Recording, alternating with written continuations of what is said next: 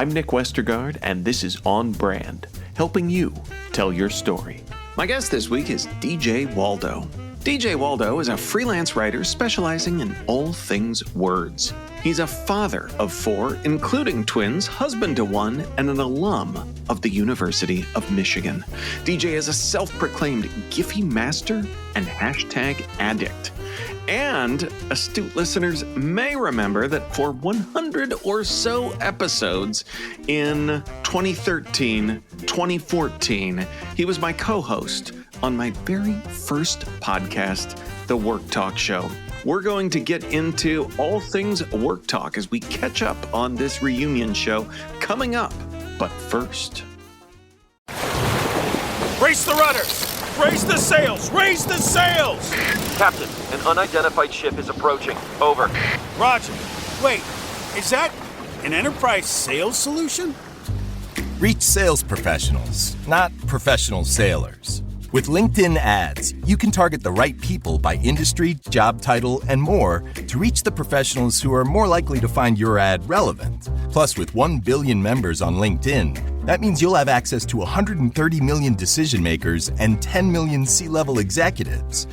That's a lot of millions of the right people. Get started today and see how you can reach the right buyers with LinkedIn's enhanced targeting tools. We'll even give you a $100 credit on your next campaign. Go to linkedin.com/MPN to claim your credit. That's linkedin.com/MPN. linkedin.com/MPN. Terms and conditions apply. When you check out at the pharmacy, you see the journey from idea to medicine, thanks to our intellectual property system, or IP for short. IP safeguards inventions, like a new way to prevent seizures or lower cholesterol. And IP supports competition from other brands, then lower-cost generics, which are 90% of prescriptions filled in the U.S. Innovation, competition, lower costs, thanks to IP. Learn more at phrma.org/IPWorksWonders.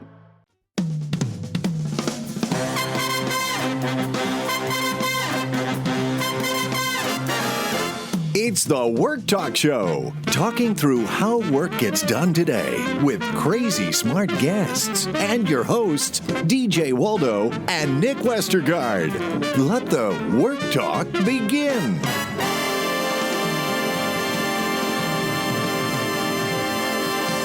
Nick Westergaard, it has been a minute, as the kids say. I realize as I welcome you to this podcast that I have not had you on, and I've been doing this show for 500 and some episodes. Well, you know what they always say, those first 500 are kind of your test ones, and then after that is really when you get into your stellar guests. Mm-hmm. So I appreciate you holding off until you've perfected this platform. I really wanted to make sure I knew what I was doing. And I think we've had some fits and starts. But I think I'm comfortable sharing this with you. But in all seriousness, you being a master of all things writing, we shouldn't bury the lead that we have. I also feel like this is a spammy email subject line. We've resurrected the Work Talk Show, but that's only because the internet made it vanish on us. Yes. We didn't pay our bills, as they say. It was one of those things where I thought it was there, and then it wasn't, and to be fair to us, 10 years ago, I think we were both in our 30s then, as we approach 50 now. But I think we just didn't think. I don't know. We just didn't pay for the hosting, and then it was gone, but it's back, which is really all that matters, right, Nick? All that matters. Yeah, it is. And plus, I will blame a little bit the evolving technology of the podcast space and, just like where the episodes live and how hosting worked back then. And I'm trying to remember. I feel like Dropbox was involved in some capacity. But I'm going to tell you something even more exciting, because I just learned, thanks to the last week tonight, that little blip they do at the very end, that's how I learned that Skype has now died. Oh gosh, yeah. Because at the end of that, I don't know if you know the end of the intro of that show, they do like something that's happening in the news. That's usually, whatever it is. And they did a little like Skype, and then it blew up. And so I had to Google, is Skype dead? And it turns out Skype is getting like weaved into Microsoft or something. Right. And the reason that's relevant, you're thinking like, what are you talking about right now? No, I know why it's relevant. We used to record these episodes on Skype. What is happening? Talk about different technology, right? Yeah. Okay. Well, I'm going to see you that mind-blowing detail. And you were talking about logging on just now because we record the show, this show in Zencaster, and I'm only a couple years into doing that. I think I was still using Skype. Gosh, I can't remember when, but it's been more of those 500 episodes of On Brand were recorded via Skype than Zencaster. So it looks like I moved just in time. But yeah, that's kind of, we always said we're lazy podcasters, and I continue to say that as you sat there politely while I read your bio, like we used to do for guests as well. But I mean, I think we're smartless before smart. I mean, can we just acknowledge that? Like we were smartless before those guys got together because we were lazy. They are lazy. Yes. And they're about the same age as us. I would argue that we're funnier and wittier. But I mean, I don't want to start. I don't want to start anything. Well, I mean, yeah. I mean, you start something. Next thing I know, we're in a Twitter X Blue Sky war, and then they're asking us on their show, and then all of a sudden we're taking over their show. I mean, there's a lot that could happen that I think we just don't want to get into. If you know what I'm saying, I don't need to get into that battle with my idols and the guys I look up to in the podcasting space. I would never want to do that, like tagging them or something. That would be just wrong. I was going to have you, but I forgot. I was going to have you do the whole camera thing, whatever they do with the reveal. Yeah, yes, would have been fun. Would have been fun. Alas, So I was thinking about, because you and I cross paths via text every now and then of memories and things coming up online, and we've talked about the Work Talk show, and kind of regretted that it had vanished, and I think it was about a week ago, you said, what if I told you that I have all of the aforementioned Skype recorded MP3 files that lived in Dropbox? And I'm like, great. But we let the website go. What about titles and descriptions? And you dropped the old Internet Wayback Machine link in there. And with those two pieces, I began the audiological excavation of the Work Talk show. Amazing work. I mean, I tell you what, the smartless guys could not have done what you did. Let's just be very clear about that. What you did was AI couldn't have even done that. I think you did something beyond AI, beyond smartless, and I applaud you for it all. Well, while we're giving fake pats on the back, we'll give a real one to our mutual friend and Work Talk show guest, Jason Falls, who since many things, decades of our lives and such have passed since we recorded the Work Talk show. But among the many things is that our mutual friend Falls has started the Marketing Podcast Network, which my show, the On Brand Podcast, is a part of. And it occurred to me, really, other than just the happenstance of, I found the episodes and we could get the titles, what really made that possible was having a place for that to live.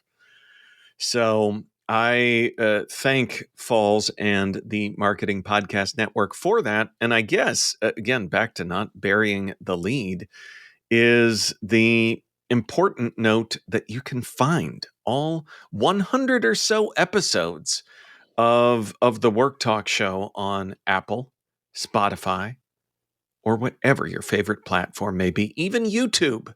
Tom Webster, guest number 1 and guest number 99, who is always after podcasters to make sure their content is on YouTube. I love it all. And good callback on the number 1 and number 99. I would not have known that. Well, it's not like I was sitting there on my couch watching TV and methodically uploading episodes and everything else. So we've jumped in assuming that folks know what the Work Talk Show is. Do you remember the story of starting the Work Talk Show? Take it away. Honestly, it was, I think, I've said this all along, and maybe, I don't know, I think we were ahead of our time. And I know that feels like maybe a pretentious thing to say, but you have to remember this is 2013. And I mean, this is before AI. This is before COVID. This is before, generally people were working in a traditional work environment. People were sitting in an office and 9 to 5, 8 to 5, whatever timing you want to go with, right? People were going into an office, doing work, coming home, maybe pulling up their laptop again. But it wasn't like it is today where everybody's remote, right? I mean, I remember starting with you and I was like, even the fact that you're in Iowa, actually, I wasn't even in California. I didn't know where I was at the time. I was probably in Utah. Yeah. Yeah, Utah and then Southern. I mean, I've been everywhere, right? And the fact that we were able to record over Skype with just audio and talk about how we got work done, to me was fascinating. And I think, well, I've always said I think it would be fun to do it again, but we can get into that later. But if you want, but I just think that we had this idea that everybody gets work done differently. We interviewed marketing people mostly. Yeah. We interviewed a lot of authors. Social media was a different space then. I mean, this was when it was maybe just Twitter and Facebook. There was no Instagram. There was no, all the other things. So I remember interviewing a guy. I don't know if you'll recall this. I can't remember his name, and I'm sure we could pull it up in the show notes, but he was in a cave in Spain. Oh, yeah. He was working in a cave in Spain. And the thought of that then 10 years ago was like, what do you mean working? How does he get internet? How does he, what's the technology he's using? And now if I were to say somebody's working on a boat in the middle of the Atlantic, you would say, well, that's cool. All right. Right. Okay. Because the Work Talk Show is everywhere. Once again, that was Chris Taylor, and his episode was titled "Working in a Cave," literally. Wow, we were really good on the titles back then, weren't we? I want to give that's you. I think you were the title guy. If I recall correctly, you were very good at that short title generation. Yeah. But in all seriousness, Nick, like to me, that was so interesting, and I think we had a lot of episodes where he interviewed authors, and I think to me, as somebody who since then really has been doing creative, I've done freelance writing.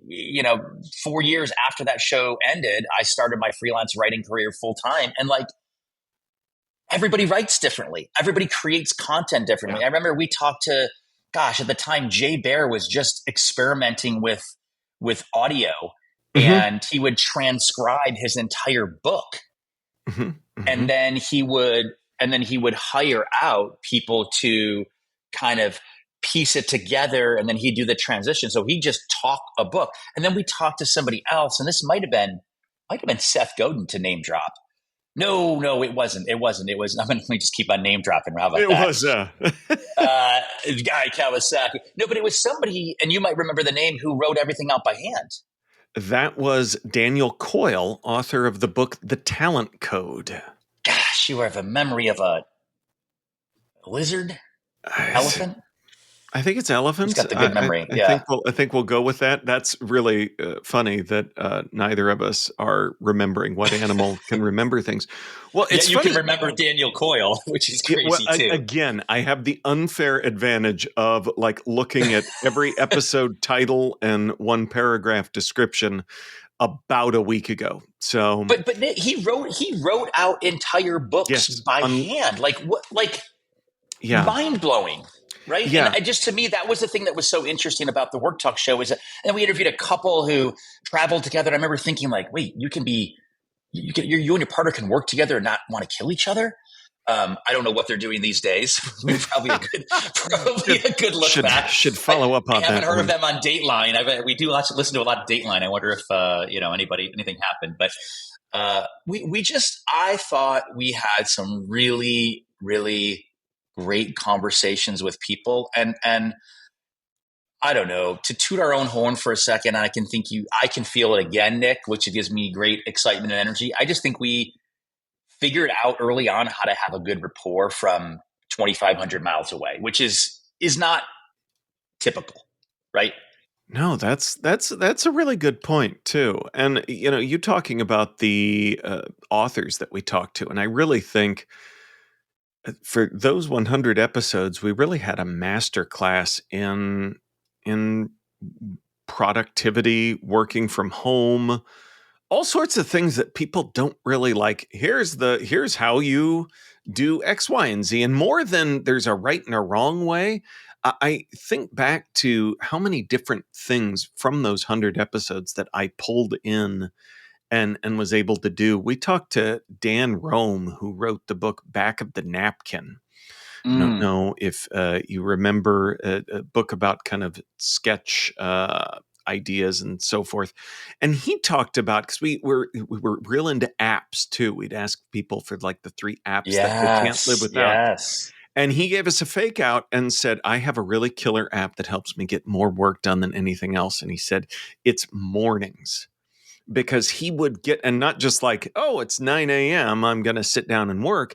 He was getting up at 4 a.m., but with kids, which we can both identify with, if you do get up early, then you can bank a couple of hours of productivity and not have anyone take it from you. So I know after we did the show, I wrote my 2 books and used a lot of those different hacks that we talked about. I would get up early morning. We also talked, more name dropping, to Daniel Pink. Yes, I got a funny Daniel Pink story when we get to it. Yeah. Okay, well, I was just going to say, because he was the one that introduced us to, I think it was like an hour late, or not an hour, a word count. Like he would go out, he would start the day, but he would, and now it's funny because he's all about like this, science of motivation and incentivizing oneself. But for him, it was like the reward of looking at ESPN.com that he didn't give himself until he'd hit his 500 words. Yeah. And I think I remember him saying sometimes those 5 or whatever the number was, like sometimes it would take him, and it didn't matter what it was, right? It was like, I'm just going to get something down, because there was times, and you know this as a content creator, sometimes you can write 500 words in 10 minutes, right? Sometimes at 500 words, it's like you feel like your brain's going to explode, and every type, finger on the keyboard, you feel like it's just painstaking. Yeah. So I ran into him at Joe Paluzzi conference probably 4 years ago. And at that time, he was then wrong word choice, TJ.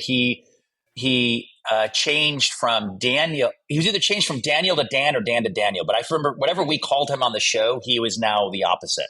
Does that make sense? Oh, okay. If you have the notes, I'm just curious if he was Daniel Pink or Dan. But I remember running into him, and he either was Daniel and is now Dan, or vice versa. But I was like so excited to meet him, and I had the awkward moment of like, oh my God, do you remember you were on our podcast? And I'm thinking to myself, yeah, like this guy's now sold best-selling author, remembers the Work Talk show from 7 years ago.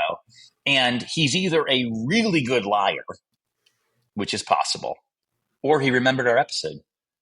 That's And amazing. we had a moment of bonding. No, I ran into him at South by Southwest a few years ago. I've talked with him a couple of times since, and I've had him on this podcast. But and I can't remember what happened first. But he blurbed "Get Scrappy," so I've got a now I'm overthinking what to call him. So I'm just going to go with Pink. But a nice guy. I yeah. would say also, Nick, all these people that we interviewed, to me, the one common theme is all of them were easily accessible and approachable. I will never forget, you said at one point, we got to get Seth Godin. I think he had just written Icarus or something, or I'm making that up maybe. But he had just written a new book, and I was like, dude, like, what do you mean we're going to – well, and you were like, let's just email him. And I was like, what do you mean email him? I mean, and again, this was a different time.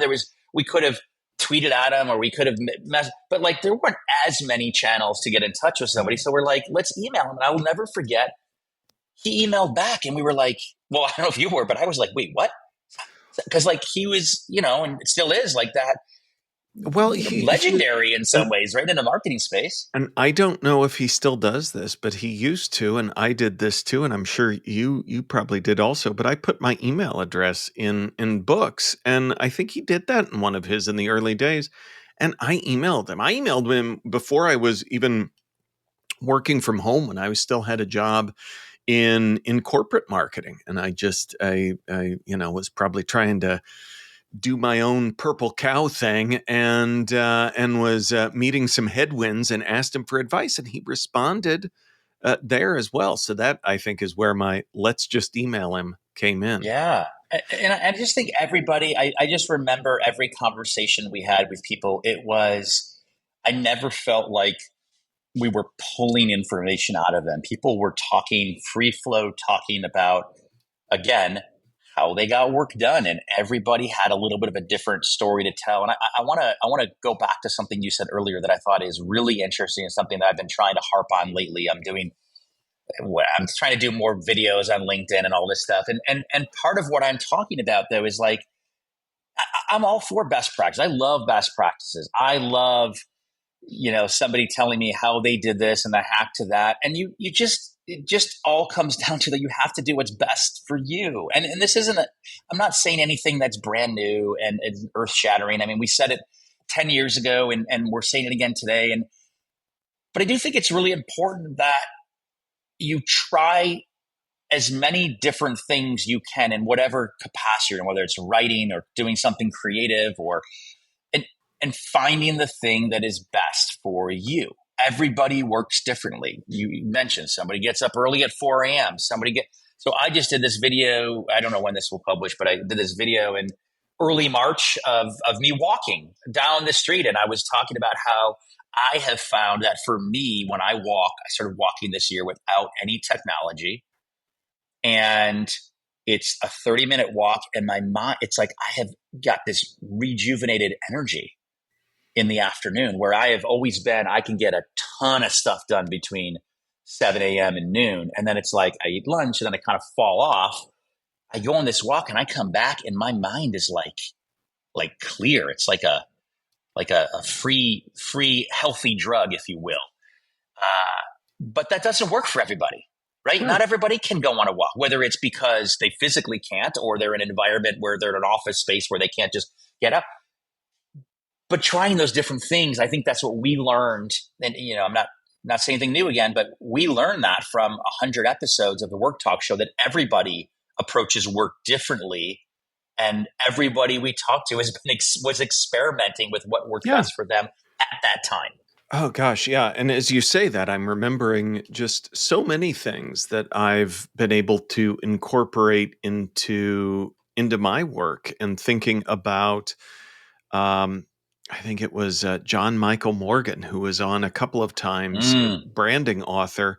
And he had like I think it was either 2 hours or 90 minutes or something that was like, this is like and then when that timer goes off, I'm going to get up, and I'm going to, kind of to your point, walk away or move around or not be right here. Because I know for me personally, I am someone, and I have the neck pain to prove it. When I get locked in, I will stay there. And oh gosh, the sun's going down, and I've been back here all day.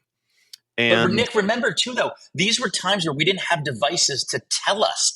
I have this Aura ring now that every so often is like, hey, you should stretch your legs. I mean, your Apple Watch does, or whatever device you have tells you to get up. Like this guy, John Michael Morgan, 3 names. He would just set an old school timer, right? An egg timer or on his microwave or something. Yeah, it was. I do remember it was an old school timer like that. And Dory Clark, who we talked with, talked about. I love Dory. She's great. She is great. Talked about batching tasks. And I still use that one because for me, granted, we're recording this on a Thursday, but this is special.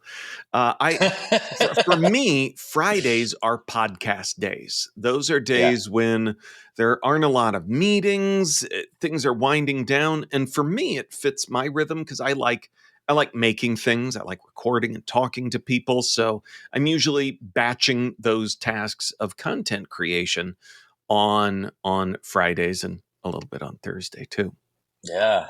No, I mean, I know you went through and have seen these names, but your recall on some of the content that they create is amazing. And I think that's actually a testament to the guests we had on and what they said, because I haven't heard that name Dory Clark in 7 years. And yet I can remember the word. I remember that conversation. I remember talking to Chris Brogan and Amber Naslund and Anne Hanley was probably on several times. And we had so many. I mean, this is before, Nick, this is before these people that we talked to, a lot of them, like it was early in their career. I mean, I think Jay, when we spoke, had just written his first book and now he's on like 10 or who knows what.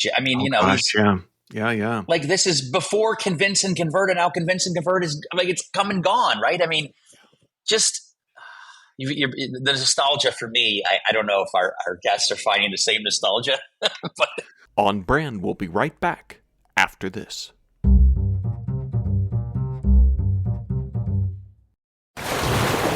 Brace the rudders! Raise the sails! Raise the sails! Captain, an unidentified ship is approaching. Over. Roger. Wait, is that an enterprise sales solution? Reach sales professionals, not professional sailors. With LinkedIn ads, you can target the right people by industry, job title, and more to reach the professionals who are more likely to find your ad relevant. Plus, with 1 billion members on LinkedIn, that means you'll have access to 130 million decision makers and 10 million C-level executives. That's a lot of millions of the right people. Get started today and see how you can reach the right buyers with LinkedIn's enhanced targeting tools. We'll even give you a $100 credit on your next campaign. Go to linkedin.com/MPN to claim your credit. That's linkedin.com/MPN. linkedin.com/MPN. Terms and conditions apply. Ready for your next adventure? KLM Royal Dutch Airlines brings you Real Deal Days. Your chance to uncover real adventures and create real memories. Taste the real Amsterdam, explore the real Barcelona, and discover the real Johannesburg, along with many more destinations around the world. Secure your real deal today and seize the moment with KLM Royal Dutch Airlines. Restrictions apply. See terms and conditions at klm.com. Now, back to the show. You know, it makes me think of that question that I asked you earlier about starting the show, because I remember it was in the other, the kind of podcasting renaissance of the mid 2000s. And, we'd both done hilarious because, I don't feel like blogging is as much of a thing as it used to be, but we'd both done that. And we're thinking about podcasting. Jay had a show. There was Chris Penn, OG. Yeah. Marketing over coffee. There were so many. And so we were talking about it. We had a good rapport. But I remember us kind of consciously thinking, gosh, there's a lot of good marketing podcasts already. Yeah. I don't know. I would feel very intimidated to plant a flag there. And I don't remember how we came to it, but it's like, what if instead of asking them about marketing, which they're talking about everywhere, doing everywhere, what if instead we ask them how they get that done? And to me, Mm-hmm. I kind of geek out about the creative path that led there of, I think a really, like we've continued to say, a fruitful show that Yeah. produced some good conversations. Imagine, Nick, in your spare time, which you have none, you have said, but I'm putting it out into the universe again, publicly for all that are listening. Imagine if we went okay, so your kids are a little bit older, Nick, but my youngest are fourth grade twins, and they have watched Fuller House.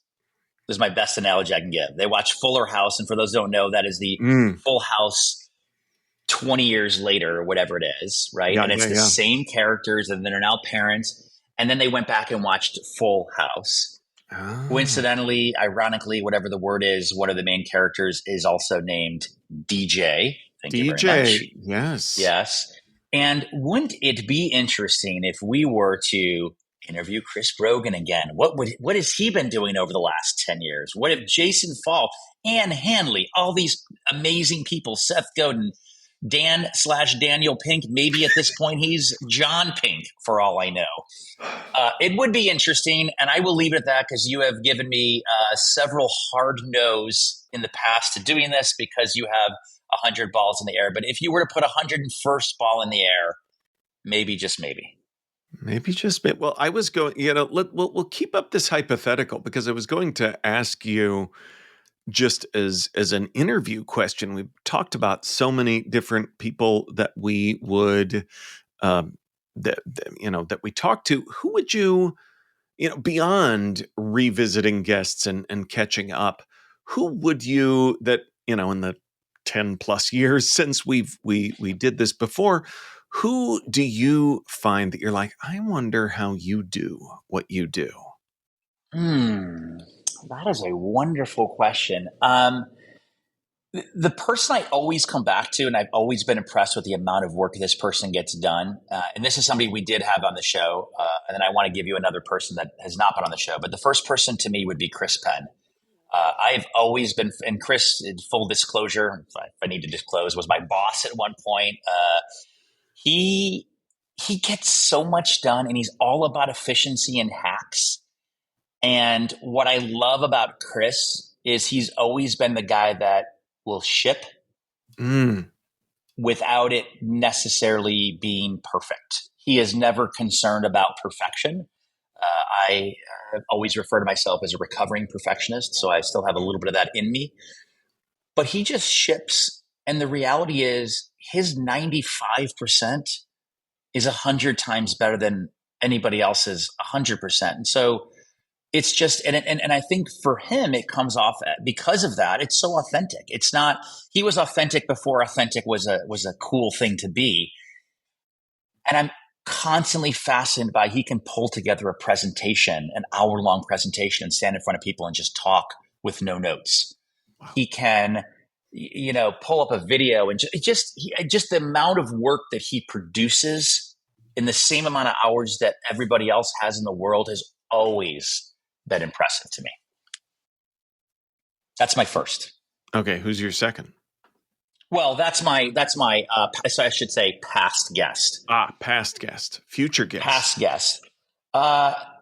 Future guest, I actually think it would be really interesting to interview other podcasters.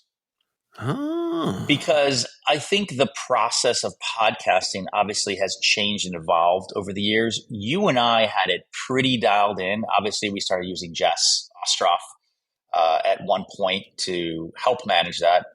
Something tells me she's still helping you manage. No, maybe not. Oh, okay.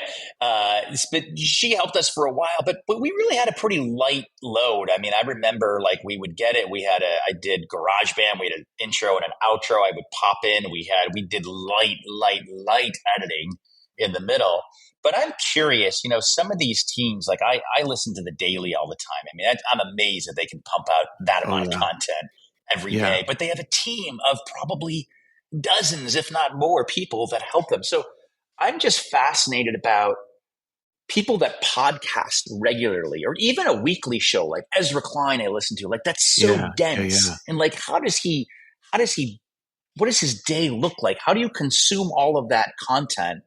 And these are, I'm giving you sort of news shows too, but it doesn't have to be. But how do you consume all that content, internalize it, come up with your own take on what you think is interesting, and then spit it back in a cohesive way that is a storytelling, interesting, consumable piece of content? Does that make sense? I love that idea that people can just do that. And it seems easy. And yet you and I know from being on it's not easy, right? Right. But I'm curious how people get that done. Yeah. Yeah. And like what the routines and how they've simplified it over time for themselves also. It's funny because in the work talk show days, we talked a little bit about the division of labor, but the great thing about having a co-host when you were new to podcasting is we split it pretty evenly down the middle. I did the descriptions, the titles, the website of it. You edited the audio. But then at the end of that 100, and I was going to start on brand, I didn't know anything. So it is funny because I did 100 episodes, but I had no audio experience. That's so funny. I never thought about that. Yeah. Yeah. Yeah. That was, I had to catch up a little bit and learn how to do stuff. I would, if I was going to interview someone, I am probably a little late to the party here, but I just read Cal Newport's Digital Minimalism.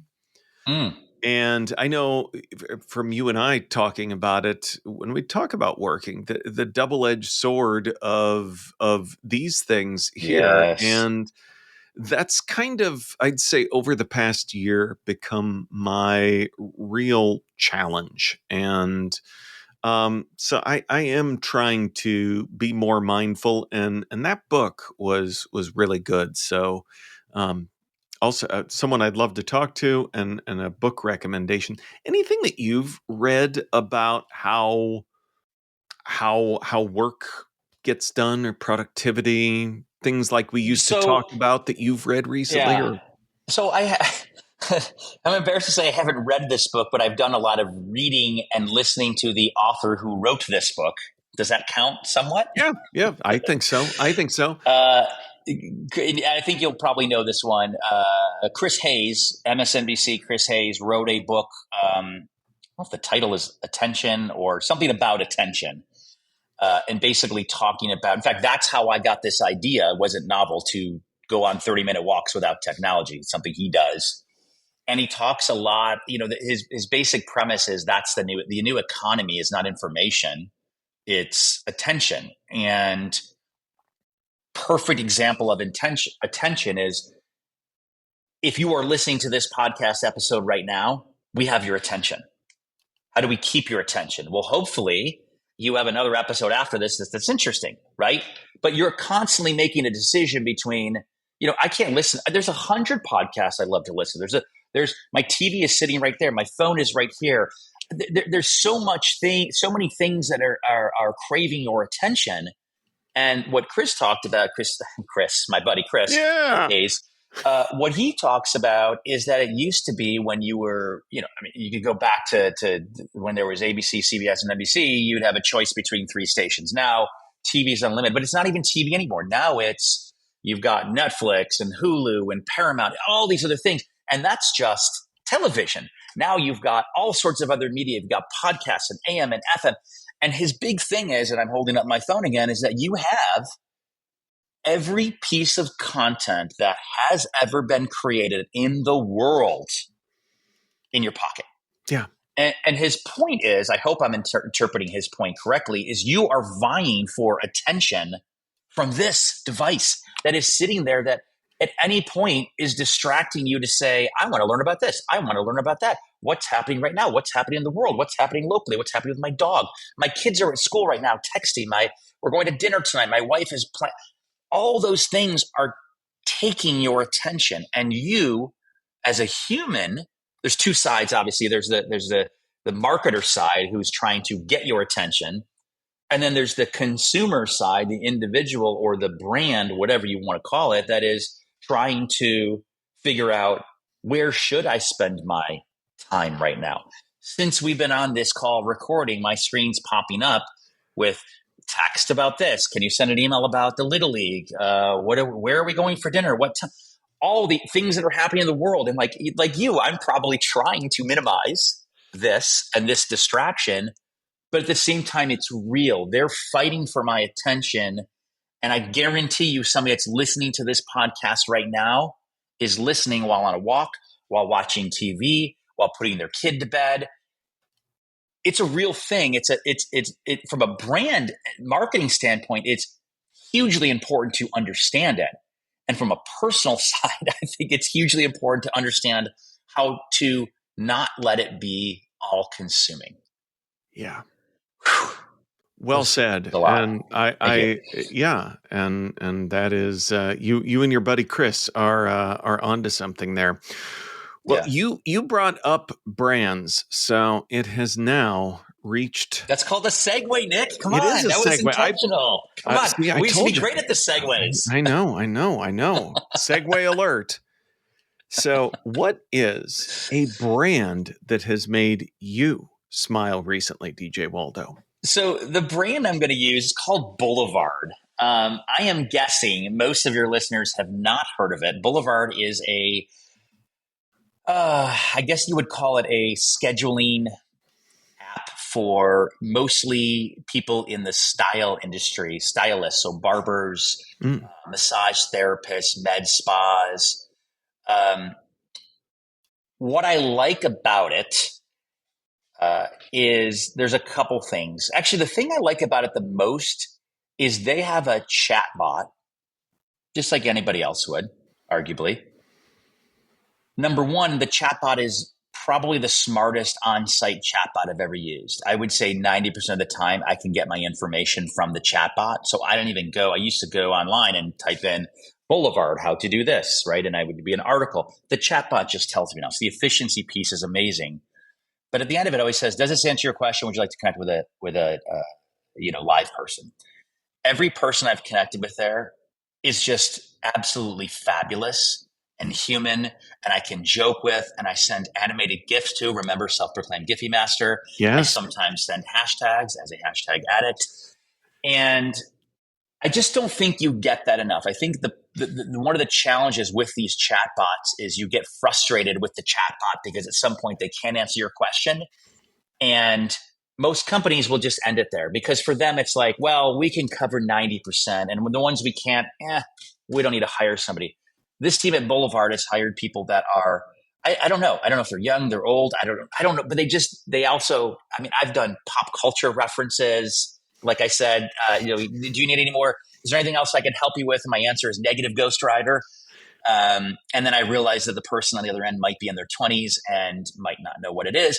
But I love brands that are just human. Like they have true humans on the other side and not this faux human of a just a bot that you can interact with. So Boulevard is the brand that makes me smile. And I'm even smiling talking about Boulevard. So Boulevard.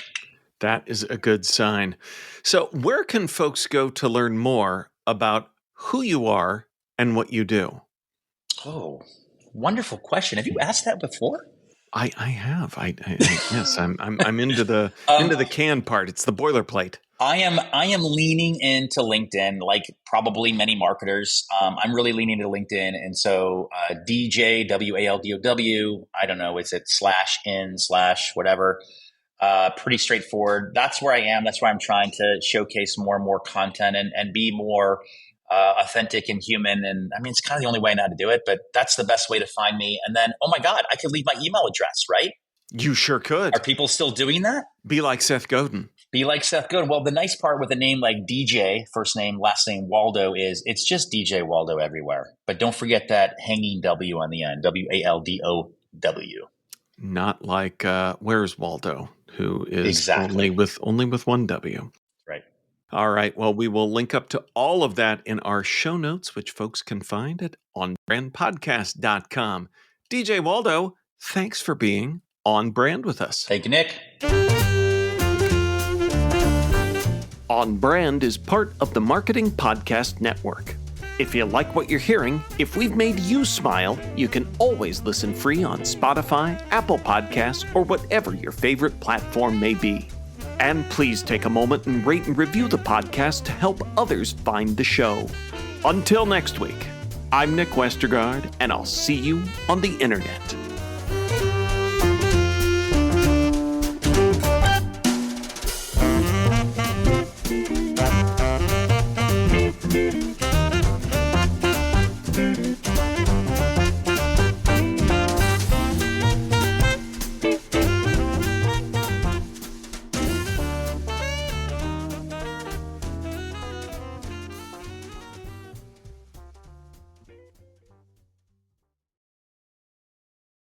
You may know you're listening to this show along the Marketing Podcast Network, but did you know there are other great shows on MPN to help your business? Robbie Samuels hosts the On the Schmooze podcast. Robbie, tell listeners what to expect from the show. Since 2015, I've interviewed entrepreneurs who overcame challenges to achieve success in their field or industry. Tune in to On the Schmooze to listen as I ask deep questions to elicit untold stories about leadership and networking. And where can people subscribe? Find the show at ontheschmooze.com or on marketingpodcast.net, or just search for it wherever you get your podcasts. You heard them. Go subscribe. This podcast is heard along the Marketing Podcast Network. For more great marketing podcasts, visit marketingpodcasts.net.